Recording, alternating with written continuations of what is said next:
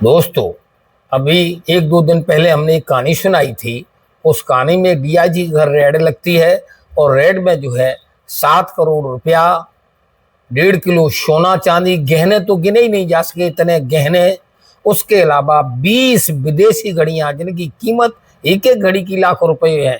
उसके बाद अलावा भी जो है 40 बोतलें विदेशी शराब, रम वगैरह, जो विस्की वगैरह जो भी शराब होती होंगी, अब विदेशी वो शराब भी बरामद हुई थी।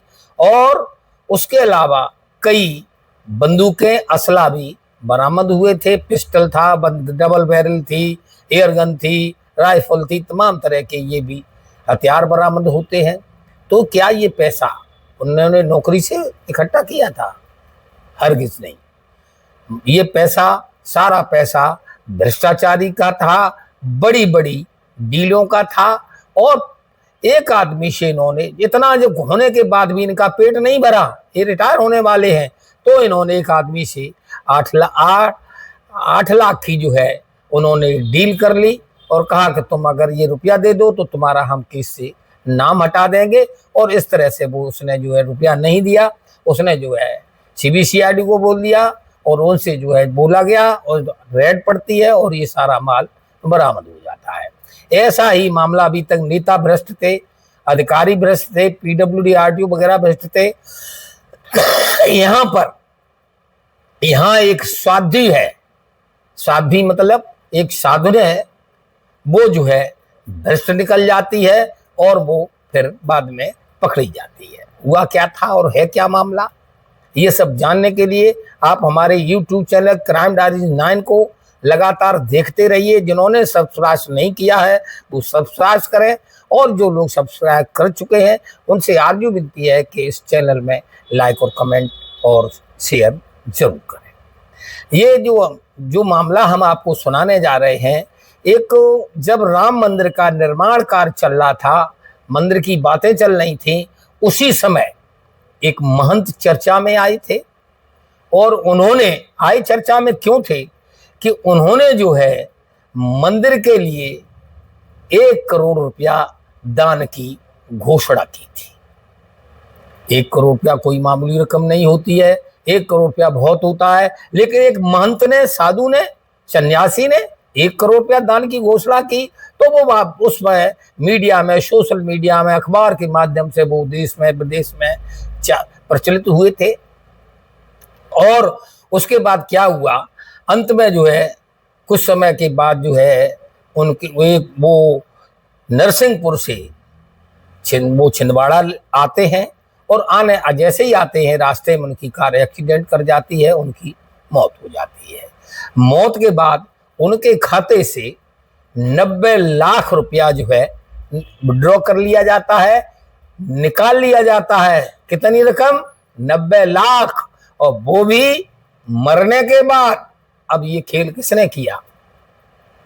ये खेल किया उनकी एक शिष्या ने, जो उनकी एक शिष्या थी, उस शिष्या ने ये खेल किया था। पहले ये शिष्या जो है बैंक में नौकरी करती थी, इसलिए उन्हें जो है इसकी शारीरिक जो है कारीगरी, जो कारीगरें कहेंगे से, उन्हें इस पैसा कैसे निकाला जाएगा, ये सारी कारीगरी उसको जो है मालूम थी। उसके बाद इन्हें क्या किया, इन्होंने अपनी शादी की। पहले शिष्या बनी, फिर शादी की। शादी भी ज्यादा दिन नहीं चलती है और वो शादी मात्र 5 माह चलती है। 5 माह के बाद वो फिर साध्वी बन जाती हैं। साध्वी बन जाती हैं, यहाँ पर भी उनका जो खुरापाती दिमाग है वो लगा रहता है। साध्वी तरह से रहती तो आश्रम में ही है, मगर जब उनकी मौत हो जाती है तो मौत के बाद वो जो है एक उनका आधार कार्ड पा जाती है। आधार कार्ड पाने के बाद वो नया सिम लेती है, और सिम लेने के बाद उसमें ओटीपी जो भी होता होगा बैंक का, वो सब कर आके जो है वो सबसे पहले 1 रुपया निकालती है। जब वो पूर्ण आश्वस्त हो जाती है कि अब कोई दिक्कत नहीं है, तो धीरे धीरे कर करके जो है 90 लाख रुपया उससे विड्रॉ कर लेती है। अब जब 90 लाख रुपया विड्रॉ हो गया, हुआ क्या, जब वो बैंक में जा रही है किसी कार्ड के लिए, तो उस गांव के जो है रघुवंशी, ये रघुवंशी जाति से आती हैं, तो रघुवंशी लोग वहां थे, उन्होंने देखा कि इनका आना जाना कुछ बैंक में ज्यादा ही है, तो जो है वो ने शक किया और जो रुपया निकाल के ले गई, उन्होंने उससे जो है 2 बड़े बड़े फ्लैट खरीद लिए और 18 लाख रुपए की उन्होंने एक गाड़ी खरीद ली। 20 लाख रुपया जो है उन्होंने वकीलों को दे दिया। इस महिला, अब ये निकाल के पैसा भी खर्च हो गया, खर्च भी कर लिया। अब ये यहाँ जुड़ी कैसे थी? इनके जो पिताजी थे, उनका जो इनके यहाँ इनके कनकदास महाराज थे, इनका नाम कनकदास महाराज होता है, उनके यहाँ आना जाना था। आना जाने से उनका परिचय हुआ। जब परिचय हुआ तो ये लड़की थी, ये भी चूक अपनी शादी तोड़ चुकी थी, तो इनके संपर्क में आ जाती है और इनके आश्रम में वो रहना, सोना, बहना और जो ध्यान करना जो भी हो सकता था वो करती है। जब ये वहां रहने लगी, उसी बीच में उनकी मौत हो गई। मौत होने के बाद जो है उन्होंने जो दिमाग था, जो बैंक का दिमाग था, उन्हें अच्छे कामों में लगा करके उन्होंने फ्रॉड के काम में लगाया और फ्रॉड के काम लगाने के बाद वो 90 लाख रुपया बैंक से विड्रॉ करके 9-2-11 हो जाती है। जब उन लोगों ने देखा, गांव वालों ने उन्हें बताया, जो उनके जो उत्तराधिकारी थे उनका नाम था श्याम सिंह। श्याम सिंह को जब ये जानकारी हुई कि इस लड़की का आना जाना बैंक है, क्या लफड़ा है, तो वो बैंक में जाते हैं। बैंक में जब उसका वो मंगाते हैं स्टेटमेंट, तो उसमें से 55 पैसे मात्र निकलते हैं, 53 पैसे, बकिया की सारी रकम वो ले जा चुकी होती है। फिर वो जो है बैंक वो जाते थाने, थाने में जाकर के वो एक रिपोर्ट दर्ज कराते हैं, FIR दर्ज कराते हैं। FIR दर्ज जब हो गई तो पुलिस इसके घर पे जाती है।